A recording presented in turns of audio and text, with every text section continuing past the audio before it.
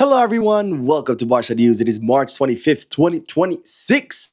And ladies and gentlemen, John Laporta has snubbed Lionel Messi. And I'm going to tell you how or why. Also, you asked for it, and the news is here. Barcelona are now considering Victor Osimhen as a plan B signing for this summer transfer market. And finally, we do have some good news in regards to Barcelona's injuries. Another thing you guys have been asking for. We have a lot to discuss, so let's begin.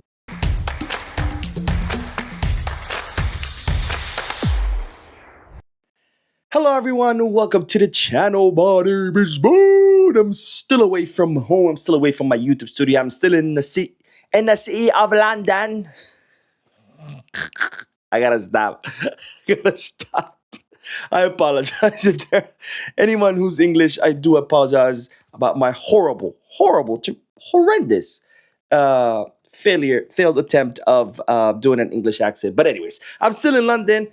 This is why I'm doing this short live. This is not a podcast, so unfortunately, I will not be reacting to your guys' comments live. This is just to bring you the news while I'm away from home since I cannot film, edit, and post. But don't worry, because next Monday, I will be back home. So next Monday, we will have the podcast and, of course, your regularly scheduled videos. Now, let's dive right into the news because, ladies and gentlemen, Johan Laporta has snubbed, or at least that's what people are saying, Lionel Messi. I don't think it's a snub. I think it's just an opinion. But this is what Johan Laporta said about Johan Cruyff. Because if you don't know, Johan, I think it was yesterday or 2 days ago, was the 10th year anniversary since the passing of one of the greatest Barcelona legends, Johan Cruyff.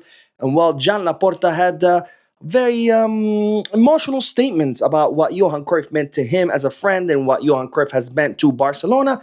And he also had the following statements, which a lot of people have taken it kind of like as a snub against Lionel Messi, because this is what the Barcelona president had to say, of course, speaking about Cruyff. He has been the most aesthetically pleasing football player I have ever seen in my life.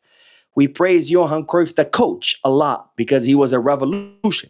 But Johan, the player, for those of us who saw him, has been the best player in the history for me, with all due respect to figures like Pelé, Maradona, Ronaldinho, or Leo Messi. Johan had it all, and he also had leadership. So, according to Johan Laporta, people always talk about Johan Cruyff, the coach, but not enough about Johan Cruyff, the player. And to him, to Mr. Laporta, Johan Cruyff is the greatest player in the history, even greater than Messi. And of course, this has caused a lot of controversy with people saying, oh, Johan Laporta is snubbing Lionel Messi on purpose, since Messi does not like Laporta because of what happened and how Messi ended up leaving the club. So some people saying, this is why he's snubbing him. I didn't take it as a snub. I think if Laporta thinks that's the best player for him, then that's the player for him. Other people might in the history, and that's the best player in the history according to him. To me, it's Lionel Messi.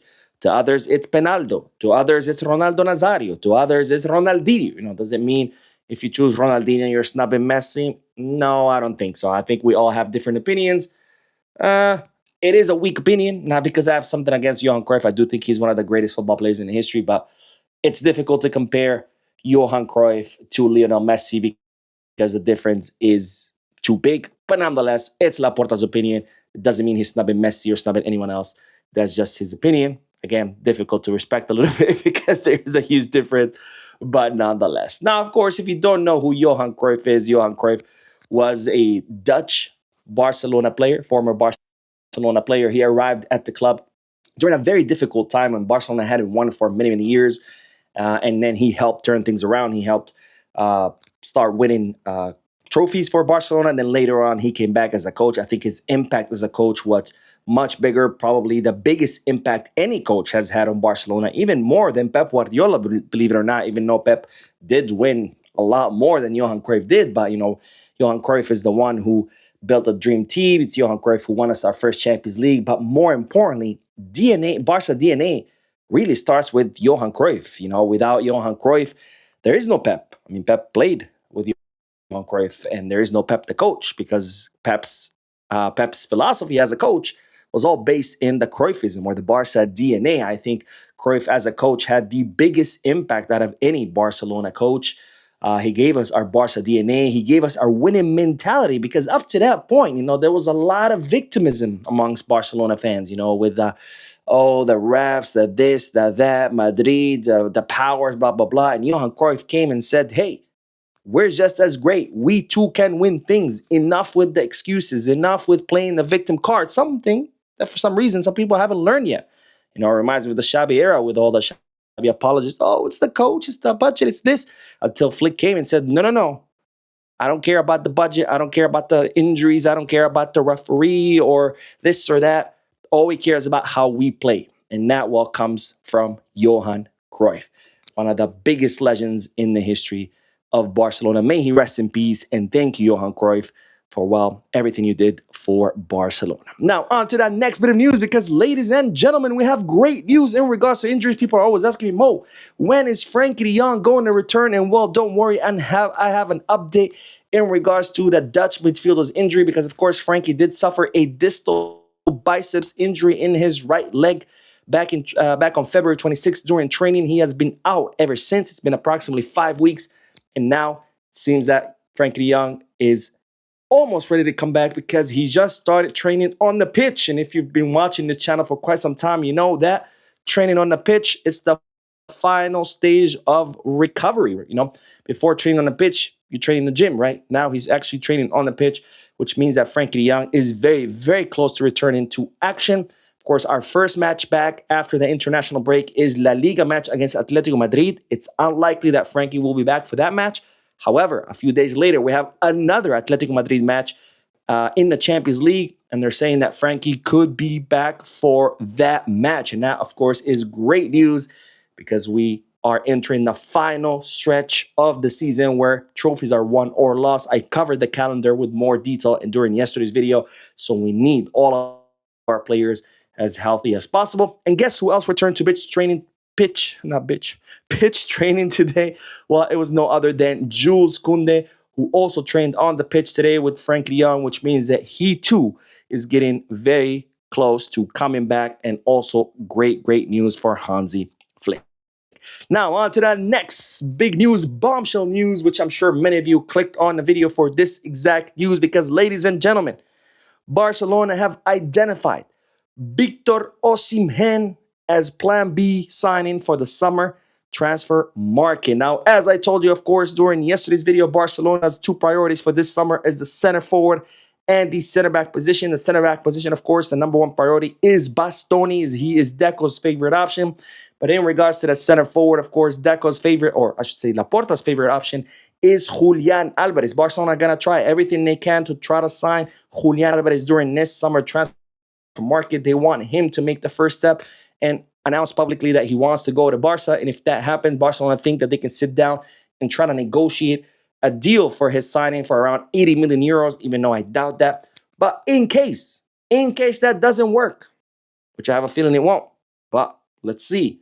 In case that doesn't work, Barcelona have identified the 27-year-old Nigerian Victor Osimhen as Plan B. Now, Osimhen, of course, has been at Galatasaray for 2 seasons now, where he has been absolutely killing it, scoring 56 goals in 70 matches. And this, of course, has caught the attention of Barcelona, who believe that Osimhen does have a profile that would fit the squad. But, of course, there's still concerns over his temperament. We saw all the problems that happened at Napoli because of his temperament. That's why he ended up leaving. And this is why Osimhen is not the number one option. Because even though his profile is a better fit than Julian, Barcelona have big concerns about his temperament because, of course, no matter how good you are, if you have bad attitude, not only can it affect your own performance like it happened to Osimhen at Napoli, but it can also affect the other players' performance in the locker room. And that's the last thing we need, is throw a live grenade into the locker room. But nonetheless, just know that Osimhen is Plan B in case the signing of Julian Alvarez doesn't work. Now, I got to say, I think Osimhen will be a much better fit. Julian Alvarez, don't get me wrong, incredible player, world-class player. Any team will be lucky to have him, but he's not truly a center forward, right? Julian Alvarez is more of a second striker, maybe attacking mid. He's more like a Joao Felix kind of profile, someone who shines behind your front three as opposed to be one of your front three. if we didn't have Fermin, if we didn't have Dani Olmo, if we didn't have Gabi, sure, bring Julian Alvarez. But right now, that's not what we need. We need an actual number 9, and that's what Osimhen is. But of course, Barcelona's concerns are real. His temperament is a big problem. But my question to you is, would you like to see Osimhen at Barcelona? Yes, no, maybe. Let me know why down below. Now, Barcelona have also, by the way, ruled out Vlahovic and Sesko. Vlahovic, we talked about him, even though he would be a free agent. Barcelona don't think, he's the right profile for Barca, not world-class profile center forward. And as far as Sesko, even though Barcelona were interested in him before he made his move to Manchester United, given that he hasn't really impressed at Old Trafford, he has also been ruled out.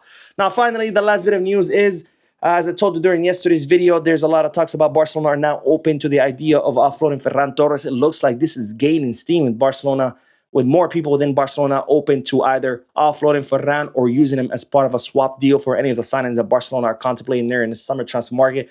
Of course, we are going to have to wait and see what the player thinks, because so far, his contract expires in 2027 and no one from the club has reached out to him to renew him. So we'll see if Ferran agrees to leave or whether he decides to stay. Anyways, that is all for this video. I'm going live in a few more moments, so stay tuned to the channel. Don't forget to hit the like button, subscribe to the channel, drop a comment, and as always, peace, guys.